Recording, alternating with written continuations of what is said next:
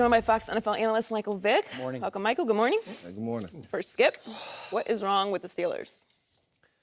You know, the Jacksonville Jaguars might just be that good to start with because, remember, they went to Houston on opening day, albeit against Tom Savage, but they did a 29-7 number on the Texans at Houston. 10 sacks to start the season. Whew. And then they do 44-7 number on Baltimore in London, and now a 30-9 number. Is that it? Yeah, 30-9 at Pittsburgh. That's pretty impressive, right? That's very impressive. Now, this is my gut feeling from a distance. And Michael Vick has been through big controversies before where you're the leader of a team and it gets split by, in your case, the Riley Cooper episode. I believe that the Steelers were the most split of all the teams that faced how to deal with the protest post-President Trump shot of SOBs. Yes.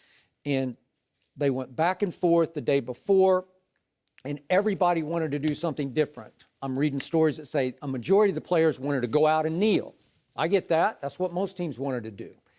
And yet, Ben Roethlisberger wanted to stay in the tunnel. And I guess everybody sort of acquiesced and said, okay, let's stay in the tunnel, except for Alejandro Villanueva, who is the one combat veteran. And he said, well, I'm going to step outside the tunnel. Yeah. And that upset some of the players because we're not all unified. Right. And then I couldn't believe that Mike Tomlin and his coaching staff didn't stay in the tunnel. They all went out and stood for the anthem. Right.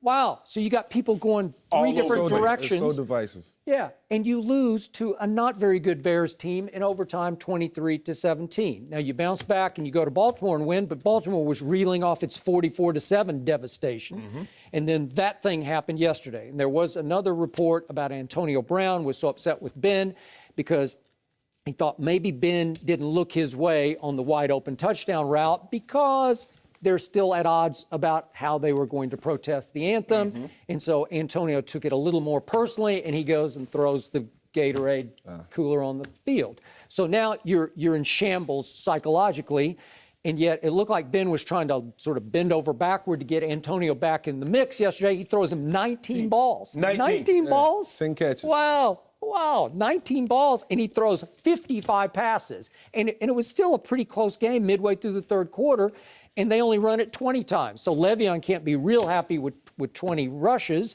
and it's just a disaster. And then he throws back-to-back pick sixes, and it all just goes up in smoke. Do I think they're dead and buried for the year? No, because they're 3-2 in a division with Baltimore reeling. Cincinnati's trying to get back on track, and Cleveland's Cleveland. Yeah. So, but again, you've been through this before, so somebody, either Mike Tomlin or somebody had to take control of a locker room that is still very divided. Yeah, I think at the end of the day, there are answers to this problem, and it's up to the veterans and the leaders in that locker room to figure this out before this steamrolls throughout the entire season. And you see the divisiveness that is created amongst players. Villanueva, he's one guy, he stands for a lot. I have a ton of respect for him. I can understand Ben's point of view, Mike Tomlin's point of view. And you have all these different opinions, and it just makes for a team to not be able to function and focus. And that's the result of, what we're dealing with here. It has to be fixed by the veterans. Where's James Harrison? He has to step up. I think Ben will get it. You know that locker room, too. I know that locker room extremely well. Is James, would you qualify him as a leader in the locker room? Yes, he is. Okay. He's one of the biggest leaders in the locker room. And Antonio Brown. I mean, he has a lot of younger guys, that looks up to him now. Yeah. It's time for you to, take that step in being a leader, a role model. It's important as a professional as you continue to grow older. The thing is, Skip, this is what we call the last couple of weeks. This is a classic case of a Chinese fire drill, when a lot of people go in a different direction. Now, you got the coaches standing on the sideline for the anthem. You got Villanueva at the top of the tunnel. You got the other players in the tunnel. Antonio Brown wanted to remain in the locker room. So you got a lot of different people wanting to do a lot of different things. So now we got conflict here. Now, I don't know how much truth it is to, maybe this is what's going on with Big Ben and Antonio. But let me tell you what Big Antonio Brown's situation did.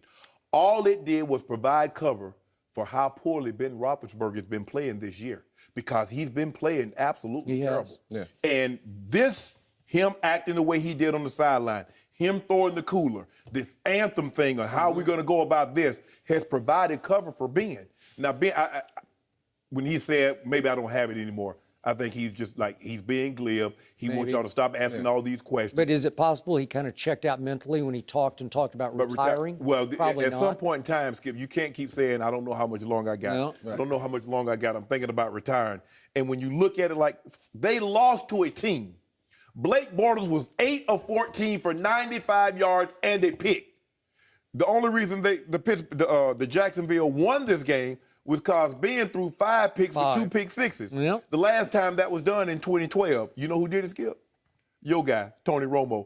As a matter of fact, the last guy to do it twice was Tony Romo. That's a gratuitous shot. I'm just saying, Skip. I'm just saying. Yeah. 2007. Apropos of nothing. Skip. Are you saying Tony Romo is Blake dug deep for Bortles? that. Skip, all I'm saying is, in 2007, in 2012, Tony Romo had a game to what Ben Roethlisberger had yesterday. 5 picks, 2 pick sixes. I'm just putting that out there. Off of Tony Romo and just back on Ben, you can't have one foot in and 1 foot out. And I think that's where Ben stands right now. I know where his heart is.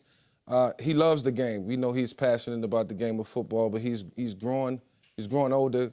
You know, he's 35 years And old. he's taking a lot of punishment. He's taking the beating, and he's taking the onus of guiding this team for the last 12, 13 years. Tell me the great quarterback that you've heard I've only known one, Brett Favre, that seemed like every year he's talking about retirement. You don't hear Aaron Rodgers. You don't hear Tom Brady 40, and he don't even say a word with an R in it. He does the opposite of that. Right. Yeah. He's I'm playing forever. You hear Drew Brees. Drew Brees said, I think I can play the 43, 44, 45. All these quarterbacks.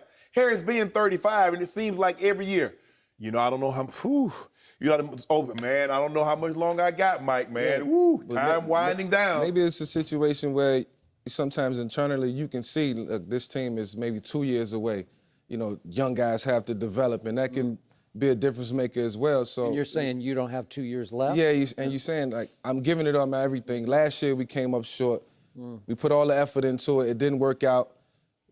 Do I see in the near future an opportunity to win a championship or even get close? If not, maybe I just walk away. I already got 2 rings. Really? I mean, there are teams that compete, but realistically, there's really only one team that we think of every year realistically has a chance of getting to and winning the Super Bowl. That's the Patriots. Everybody else, we hope, well, if this goes well, the Patriots are the only team because their pedigree. In 17 years, Tom Brady has gone to 7 Super Bowls and won 5. Outside of that, when's the last time? Okay, but in the AFC, the 1A team is the Pittsburgh Steelers, right? Yeah. Don't we always give them a shot? last 5 years? Nobody gives them a realistic shot because why?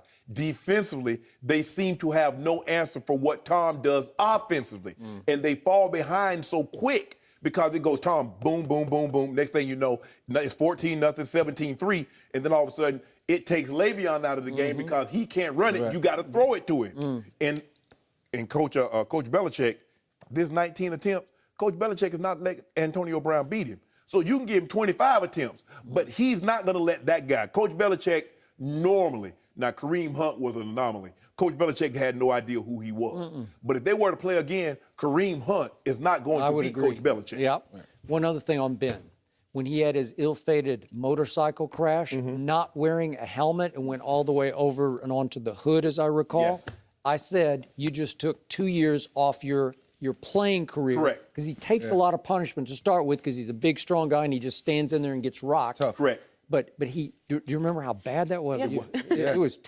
He nearly died from Yes. it, and he had all kinds of internal injuries. You don't think those are cumulative now? Oh, yeah. Oh, yeah. I mean, you're in a car wreck every single week. Yeah. So imagine literally being in another car wreck traveling. I don't care if he was only going 10 miles an hour. You're going 10, the car goes. Well, no, it's worse. It's a motorcycle wreck. Motorcycle There's hit no car a to car. protect you. Right, and you go, you're flying through the air, hitting the windshield, the hood of the car with no helmet. You Skip, they call it asphalt. When you hit it, it's your ass, it's your fault. I don't fool with it. That is I correct. do think Ben will be able to get it turned around at some point, better. but it has to start next week, and the offense has to find more explosive plays and have to find a way to get Le'Veon Bell going. If not, it will be a long season because it'll be all on the defense. Yep. That's what they don't need. Thanks for watching. Subscribe here to get the latest from the show. Be sure to check out more of the best clips from Undisputed, or go watch a few segments from the newest show on FS1, First Things First, with Chris Carter and Nick Wright.